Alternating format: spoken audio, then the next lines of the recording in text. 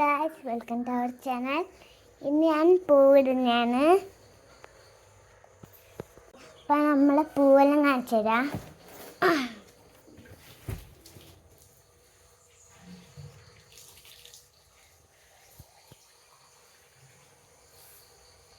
അതാണ് നമ്മളെ പൂവ്. എന്നിട്ട് അമ്മ ഇപ്പം നോക്കും ഡ്രസ്സെല്ലാം കൊണ്ടായാലും വൃത്തിക്കില്ലേ.